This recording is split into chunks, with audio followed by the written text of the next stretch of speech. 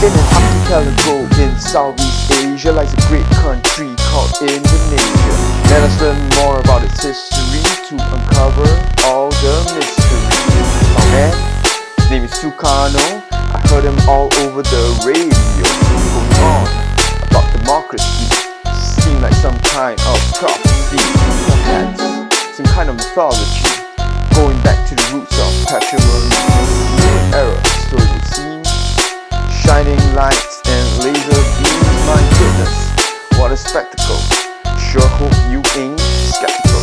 Let's go on this journey incredible. I'm sure it will be unforgettable. Indonesia, Sukarno, parliamentary democracy. The rise, the fall, the rise, the fall, the rise, the fall, the rise, the fall, the rise. Hello everybody, welcome to another episode of the DJ Anesh series. Once again, for the 5th week in a row, voted best Southeast Asian history podcast in River Valley High School. Thank you for all your loyal support. I hope you enjoyed the little rap that I did for you guys on Indonesia at the start. It totally did not take me 10 hours to come up with that, and totally wasn't a waste of my time at all. Clearly I have my priorities right, and I hope that you do too. I think there's always time for some silliness and some fun in our study, both from the teacher and the student alike. They say that the students will mimic or mirror after the teacher, and so too will the teacher mirror and mimic after the student. So if I'm like that, kind of what does it say about you guys? I'm glad to be on this journey with you all. Take it as a compliment that our personalities align, and I look forward to learning many things with you guys, experiencing many things with you guys, and at the same time I hope that you will enjoy the history lessons. Even though we are going into home-based learning for a full month right now, I think that we should meet this challenge with courage and with bravery, and I feel that it is something more of an opportunity as well as a challenge. But I'm sure, being RVians that we are, we will be able to overcome any challenge that comes along our way, as long as we stick together, as long as we take care of one another, as long as we support one another, as long as we show love to one another. So that's my motivation and encouragement to you as we begin this HBL journey, starting with this podcast. Now, originally this was meant to be a lecture and all that kind of stuff, but you do know that, because of all the different arrangements right now, I have to make adjustments and all that kind of things. The purpose of today's lecture, and in particular this set of slides, is in the past few weeks I've gone through with you an overview especially on the appeal of democracy as well as the setup of democratic governments. And at the same time, after that, we looked at the weakening of democracies and the decline of democracies, some of the broad strokes, some of the big points, and the major influences and the developments over there. Now, for the consolidation of what we've been through in lecture as well as in tutorial and even last week's home-based learning, what I've done is, on top of all the lecture notes and the notes that you have and all that kind of stuff, based on last week's discussions and all that, I did give out that supplementary piece. It's about 4 pages long, and it charts and it looks at the rise as well as the weakening of democracies. And also it does talk about some skills, particularly in the skill of comparative analysis and things like that. So do have a read of that first before you listen to this podcast. So if you haven't taken a read of that yet, I think it's a good idea to read that first, because that is the broad strokes of what's happening in Southeast Asia, some skills to look out for as well. And then today's lecture will be about a single case study, because I want to go deep into a case study and to kind of like model and to give you a reference as to how you can approach the case studies and what are the things you can look out for. So today I'll be going into Indonesia, but again, a reminder before that, if you haven't gone into the previous stuff, especially on the broad strokes and the overview of the appeal of democracy and the establishment of democracy and the decline and weakening of democracies, please go and take a look at that supplement first, get a better idea, and then come back to this podcast. Can? So if you haven't gone now, go now. Go now. Go and read first, then come back. I'll wait here all day. I have all day. Literally, I'm sitting at home all day. Go. Okay, welcome back. Now, for today, I'm going to go into Indonesia. Now, what's the purpose of today's class? I want to look specifically at this question: account for the establishment and the weakening of democracy in the early phase of independence in Indonesia. Now, you can see that if this question looks familiar to you, then you're on the right track, because in the past I did ask this question, but more in a broad sense of it, looking at the entire region. However, for this specific lecture, I'm scoping it to Indonesia. I want you all to see that this same question can be applied to a specific case study and then later used to help you to answer questions on a regional level, because a lot of the factors that you see over here in Indonesia that accounted for the rise of democracy and later on the weakening of democracy, these same factors would apply to other case studies as well. And then you can start to do comparative analysis, because you can start to group certain case studies together. You can see the strength of certain factors in accounting for the rise and the fall of democracy.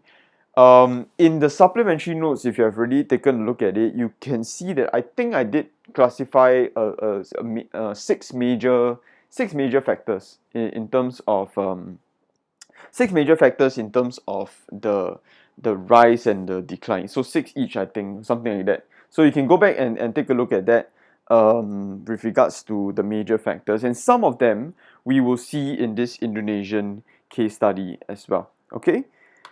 Now, with regards to the your entry point into looking at the case studies, I think for all of the case studies, in terms of the notes itself, I think more or less at the start of each case study, I do put maps. And maps are really important because it helps give you an understanding of the context of the country. Now, what kind of context are we looking at? Maps will tell us different kind of context. Now, let's take a look at the geographical map. Indonesia is what we call an archipelago. An archipelago is a chain of islands, many islands, but grouped together in a single unit. So Indonesia is what we call an archipelago. Different islands, you can see they are separated by bodies of water. You can see that, length, like longitudinally, is that even a word? Longitudinally speaking, is very, very long, and it covers, thousands of kilometers across from west to east. The main islands are two, Java, where Jakarta is, so that's the capital and all that. Later on you'll see. So the two main islands, Java, that's one, and number two, Sumatra. Sumatra, I think you would know it more for its forestry, but also you would know it more for the forest fires. That's where the forest fires emanate from, partly because of its forestry as well. But as we look at the maps, especially like for the first one over here, you see geographical maps. I want you to think of the challenges of governance. What do you think, just by looking at this map itself, what do you think are the challenges of governing a country like this? Just by purely looking at the geography of the country, what do you think are the challenges any independent government would have when they inherit the authority of this country? So you can pause for a while and you can think about that before we move on to the other maps. Now, another map that we should consider is this thing called demographics. Demographics just basically looks at the population of the country and the features associated with it. Now, you can see that the population density, where it is most heavily congested, is on the island of Java. That is the one that is the most red over here. Then second to that is the island of Sumatra. And then the rest of it. The rest of it, there are thousands of islands. If I think there's like 5,000 or more actually of islands in Indonesia. The rest of it, collectively, we would just call them the outer islands. So sometimes I'll refer to them as OI. But yeah, collectively they refer to the outer islands. Now, Java, most heavily concentrated. Sumatra, second. And then the rest of the outer islands, the population is dispersed over there. Again, think about the challenges of governance. What kind of challenges would the government face with this kind of population disbursement? Heavily concentrated in the urban areas in Java, widely dispersed, across the outer islands and Sumatra. What kind of challenges of governments that governments will have, when they take over Indonesia?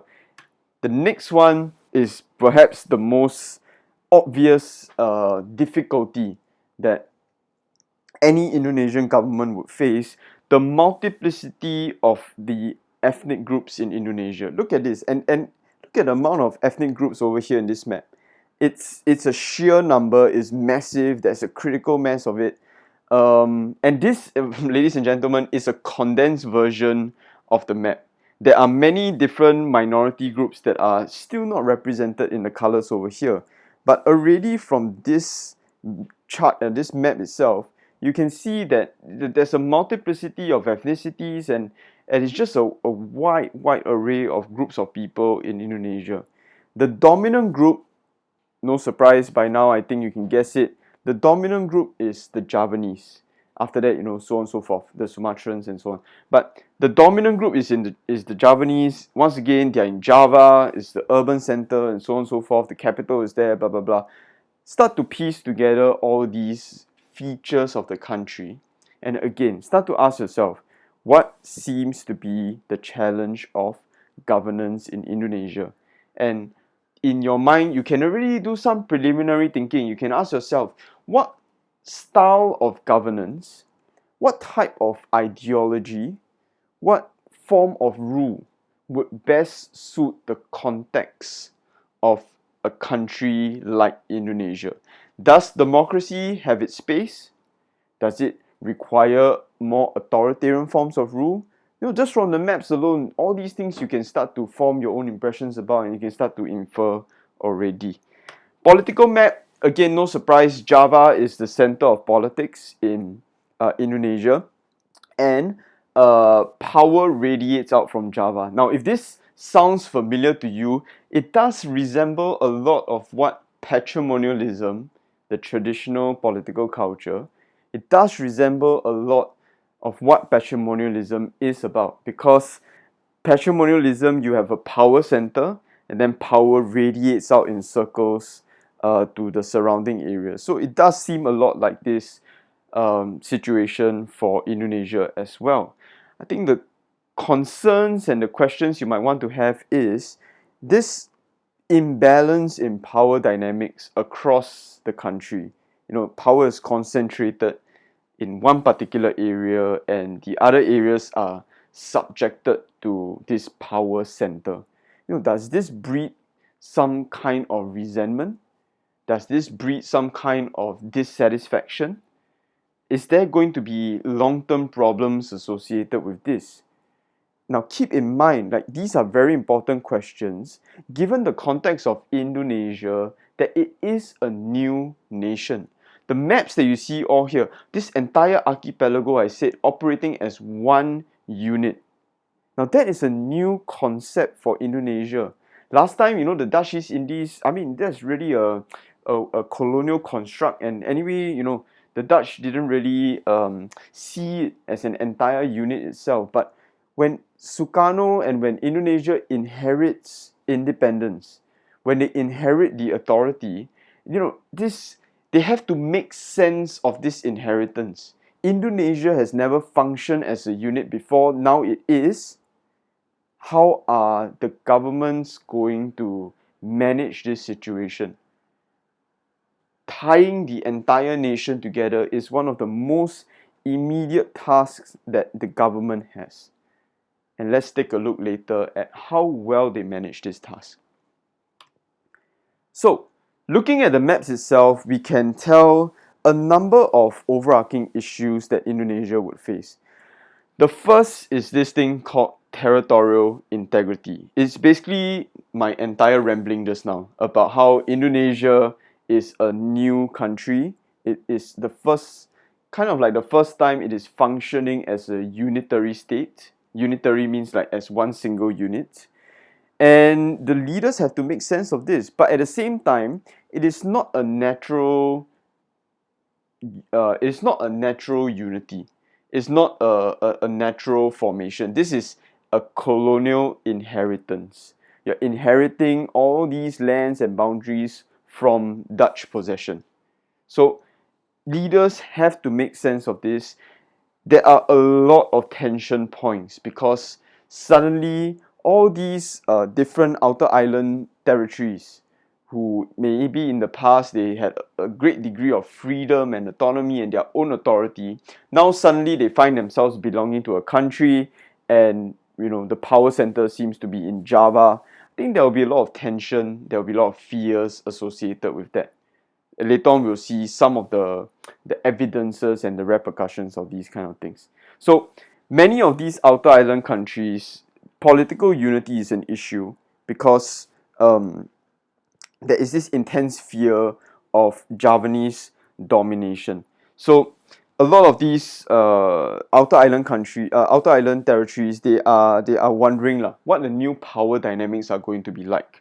And when they see Java increasingly asserting its dominance and asserting its influence over the other territories, that's where the fear really starts to seep in, and some of these territories actually do take action. Now, so thinking about this whole thing, what is my conclusion?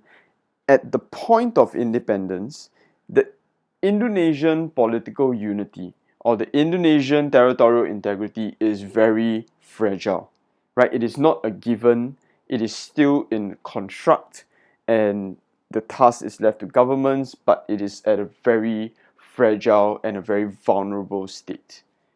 The economic situation is not much better. During the colonial rule, and especially with the Dutch, that in terms of exploitation, the Dutch colonial power was quite exploitative towards Indonesia, and so it kind of left their economy very narrow, and also it kind of left the economy in a very underdeveloped state.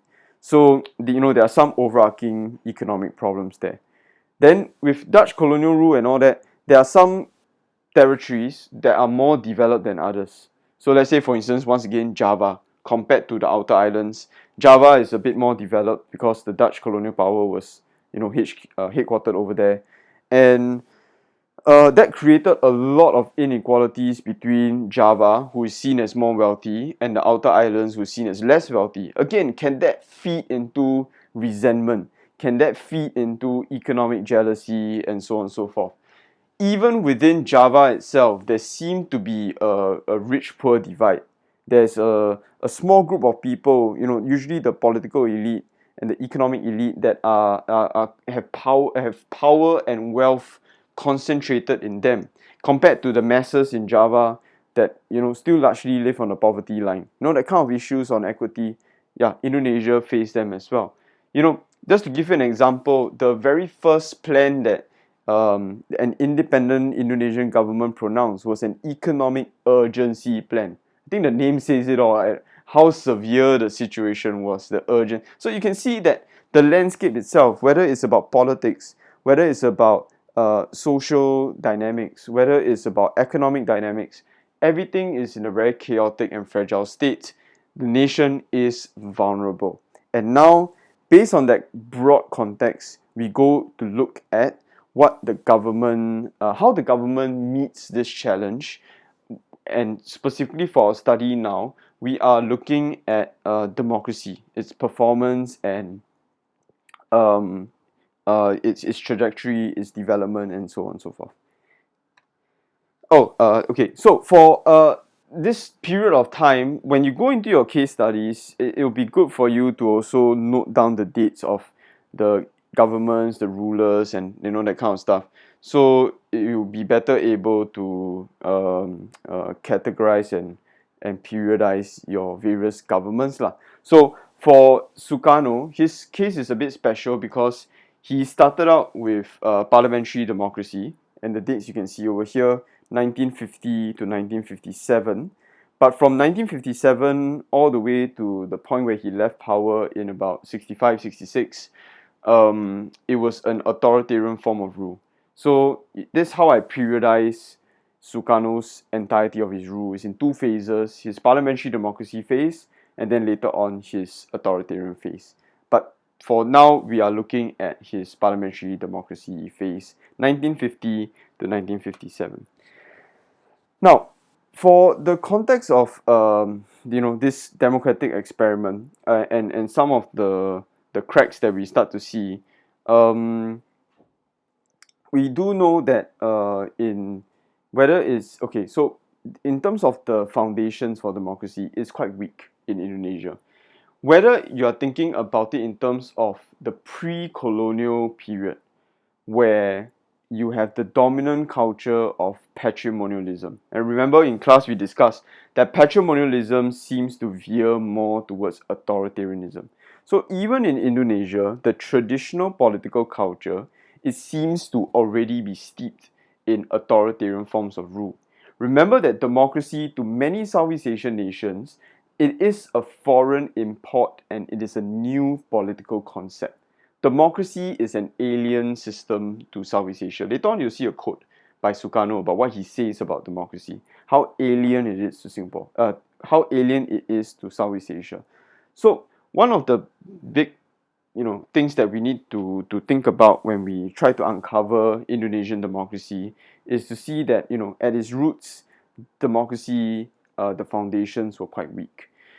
Even during the colonial period, and again I've mentioned this, the Dutch, they weren't the most liberal of colonial powers, and what happened was that they did very little in terms of democratic tutelage. Even whatever so-called democratic, inverted commas, democratic institutions that they had were actually fast. Fast means like it's a sham. It's kind of like fake. It's for show. That kind of stuff. So the democratic experience isn't a lot, and with what little it has, is quite inauthentic, and therefore it shapes the people's views towards democracy, and that sense of trust, that sense of confidence, that sense of familiarity with democracy, just isn't there at its foundations. Conversely, when we compare it to patrimonial culture, the idea of patron-client relations that veers more towards that authoritarian slant, I think we can see that it is more dominant in terms of the political culture over there. Now, in Indonesia, at the start of independence, there was also what we call the last point, the absence of a strong middle class. And why is this important for democracy? Is because usually democracy and democratic governments, they are supported by a sizable group of middle class population. However, in Indonesia, that was sorely lacking, that was sorely absent. And so, there wasn't, even though the people, the masses, they are politicized, but they aren't really wholesale throwing their weight behind democracy. Later on, you'll see some evidence for this as well. Now, Indonesia, the Dutch decolonized Indonesia by 1949, and by 1950, Indonesia is entering into its independence phase. It is proposing its first independent constitution, the 1950 Constitution. Now, this is a democratic constitution because of all the features that you see over here. Based on parliamentary democracy, it has its processes like parliament, it has its ideals like elections, equality, freedom, all that kind of stuff. There are constitutional guarantees, that means there's a constitution, like a law, that governments are held accountable to. There's civil liberties, the freedoms that I talked about. There's political openness. Many political parties, whether you are government or opposition or communist or whatever, you can contest. So it's truly a free political system. It's an open political system. Under this constitution, there will be the one with the power is the prime minister, right? Given that it's a parliamentary democracy. There is a president, and the president is Sukarno, but the president doesn't have that direct political power. He's more like this moral authority, like the father of the nation, that kind. The head of government, the head of the cabinet and all that is the prime minister, and it was staffed by this politician called Hatta. Hatta and Sukarno were comrades during the Japanese occupation. Later on, during the decolonization wars as well, they were bros lah, like really bros, and this is the political structure that it worked out. The last point here to show that it was a democracy, another indicator of democracy, is that they were committed to multi-party democracy. Now, what do I mean by this? Multi-party democracy just basically means that you allow for an openness of political parties to contest in any elections, just like Singapore, right? Singapore, there is no law that says this party cannot take part in elections. You're free to act, right? Now, how well you perform, I mean, that's another matter lah. But the political process provides for the openness of elections. Political parties can contest. In Indonesia, there are many political parties, but the main four that emerged, especially in the 1955 elections later on, were these four parties. I've strategically placed them on the left. You can see the socialist and the communist parties. So the PKI on the left, the top, the Socialist Party, the PSI is on the left bottom, and then on the right we have the moderate, the more religiously based parties. Number one, PNI, a massive moderate democratic political movement, and then Masyumi. Masyumi is more conservative, is more religiously based, so they're more on the right of the political spectrum. Now, multi-party politics kind of looks like this, where in 1955 the Indonesians, they went for elections, right, and they voted and so on. So again, another indicator that democracy exists. Democracy and the voting process, the elections process, it produced these kinds of results. And you can clearly tell that there is a problem now, because you look at the percentages, there is no clear winning party. There's no clear majority. Even the PNI, which was supposed to be the most nationalist of parties and the most high profile of politicians were there, and blah blah blah blah blah. They look at their percentage, 22.3%. That means to say of the electorate, of the voting population, 77.7% of the voting population did not vote for the PNI. Instead, this was dispersed out of across the other parties. So you see, clearly there's a problem here. There's no clear majority. So there is no clear party that has the mandate to rule. Now, an added problem is that you can see that the population is increasingly moving to the left. That means they are the population. They are not, as I said before, they are not wholly throwing their support behind moderate parties. They are also, they have that kind of radical tinge, that revolutionary fervor to them. And so you can see the PKI and the PSI, those slightly more radical leftist parties, 16.4 plus 2.0 is about 18.4%. That's a high amount, and there is an increasing trend that people are moving towards the left. So that's kind of a problem. So with regards to the point that there is no clear winning party, there's no clear majority and all that, right? You can see that what would need to happen is that the biggest parties, or the moderate parties, they would need to form a coalition government, and so to get that majority lah. Okay, so 22.3% plus 20.9% plus 18.4%, that would take them past the 50% mark. Okay, so that is what they needed to do. But you can see there is going to be a problem here as well, because with a coalition government, you have different political parties in this coalition government, and they will be representing different interests. So PNI is more of the modern, the urban elite, that kind of stuff. Masyumi again is more religiously based, and so too is NU. So, there's that kind of different dynamics. They're coming together, trying to find some sort of consensus, but at best, I think it will take a very long process. Now, the context of Indonesia, the situational context, the urgency of the matters of the nation, does it allow for this kind of prolonged decision-making process? Is there time for factionalism, infighting, coalition governments, that kind of stuff? Or will this kind of um, government and this kind of political system bring the nation to its knees? Well, in fact, it is more of the second one, because the government, the parliamentary government, parliament itself, it was frequently at a deadlock. They were frequently at an impasse, could not make decisions fast enough, and increasingly over time, as democracy loses this performance legitimacy, it emboldens other actors within the political scene, other more authoritarian actors within the political scene, other more radical actors in the political scene. They start to sense the weaknesses of the government, and they start to further their own agenda by aggressive and confrontational means. Take a look over here.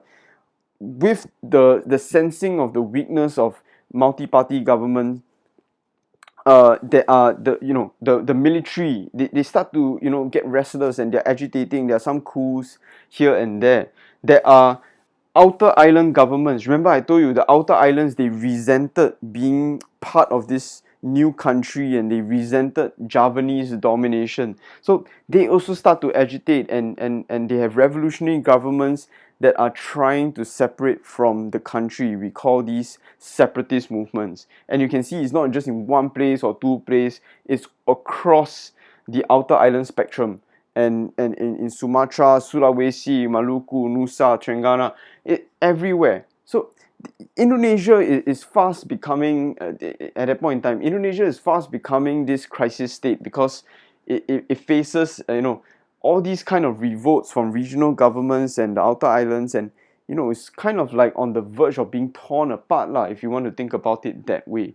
So you can see the problems are very severe, they are very real. Politics and the social aspect of it is very, very urgent. And democracy just can't handle it. The deadlock, the impasse that is in parliament, it continues, and with that, a lot of the urgent questions of the day cannot be answered. And so finally, parliamentary democracy starts to crumble under the pressure of all these situational issues and problems, and to the point where Sukarno himself declares martial law. Martial law is where you suspend democracy and you bring the country into a heavier-handed form of rule. Usually, it's going to be military rule of some sort. It's going to be run by a emergency council of ministers and that kind of stuff.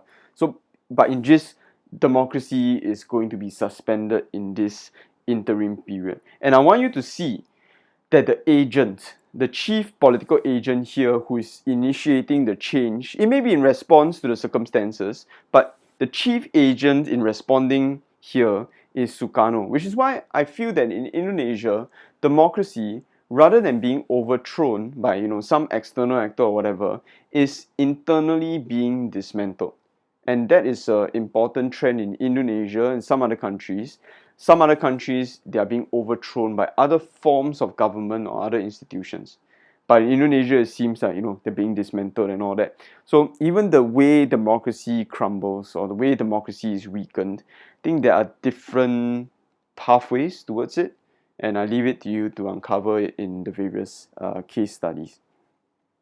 Interestingly enough, when Sukarno declared martial law, when the military started to assume more power in politics and in the country, the population there wasn't a significant backlash to the entire idea of it, because I think the population saw that it was necessary. Democracy wasn't performing, and they required a more decisive and heavier form of rule. So that's something interesting to note, that in the shift towards authoritarianism, the masses played a role as well. They threw their support behind this authoritarian-leaning leader in the form of Sukarno.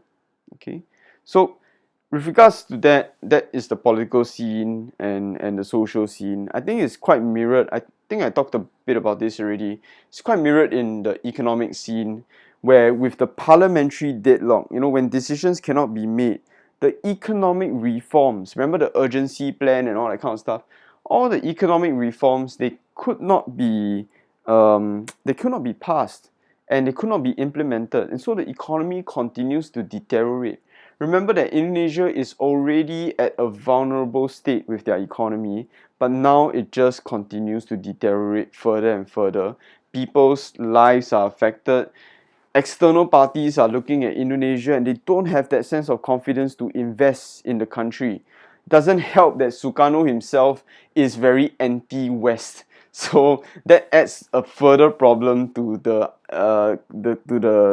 factor of investment. So all these things collectively come together and they bring the economy to a brink of collapse as well.